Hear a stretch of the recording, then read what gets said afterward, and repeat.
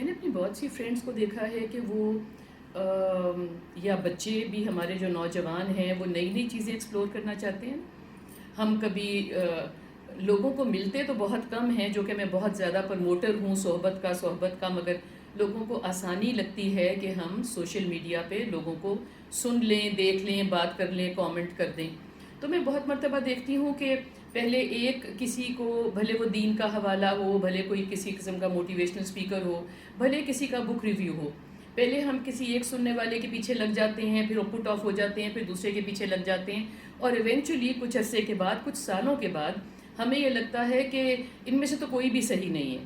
تو بات صرف یہ ہے کہ بہت مرتبہ اگلے کا صحیح ہونا جتنا ضروری ہے، آپ کا صحیح ہونا بھی اتنا ہی ضروری ہے. آپ یہ دیکھیں کہ آپ کو کتنی لگن ہے، کتنی چاہت ہے کسی بات کو سمجھنے کی. اور ایک اور جو سب سے موٹی بات ہے وہ یہ دیکھیں کہ آپ نے اپنے حصے کا کام کر لیا ہے. آپ جب کسی کو سن رہے ہیں کسی حوالے سے، تو اس کے لیے آپ نے کتنی تیاری کی ہے. تیاری کا مطلب ہوتا ہے کہ آپ کا دل بھی صاف ہو، تیاری کا مطلب ہوتا ہے آپ کے پاس وقت بھی ہو، اور تیاری کا مطلب ہوتا ہے کہ آپ کے اندر سے یہ چاہت بھی ہو کہ میں پورا ٹائم دوں گا میں جس چیز کی طرف بھی جانا چاہ رہا ہوں. اب جب بات آتی ہے دین کی، بات آتی ہے تو یہ ہے کہ آپ نے خود سے کچھ تھوڑا سا دین پڑھا ہے. اور پڑھنے کا صرف یہ مطلب نہیں ہے کہ پڑھ کے آپ کہو جی کہ ہاں مجھے آیتوں کی ٹرانسلیشن آتی ہے. آپ یہ دیکھیں کہ آپ کا کچھ دھیان اس طرف ہے کہ آپ کو ڈیپلی کوئی بات سمجھ آئے، آپ کو طریقے سے کوئی بات سمجھ آئے جو آپ کے اندر اترے. اس کے بعد آپ تلاش کرتے ہیں کہ سامنے کوئی استاد ہے، اور پھر آپ کو کسی کی بات بہت زیادہ نہیں لگتی تو آپ اگلی طرف چل جاتے ہیں. مگر جو کہ ٹرینڈ آ گیا ہے نا کہ بہت سے لوگوں کو ایک ہی وقت میں سننا، بہت سے لوگوں کو ایک ہی وقت میں دیکھنا، موٹیویشنل اسپیکرز کو، قرآن کا کوئی کیا بتا رہا ہے، دنیا کا کوئی کیا بتا رہا ہے، کتاب کا کوئی کیا بتا رہا ہے، تو اس سے ہمیں باتیں سمجھ بہت کم آتی ہیں، مگر ہم کنفیوز بہت زیادہ ہوتے ہیں.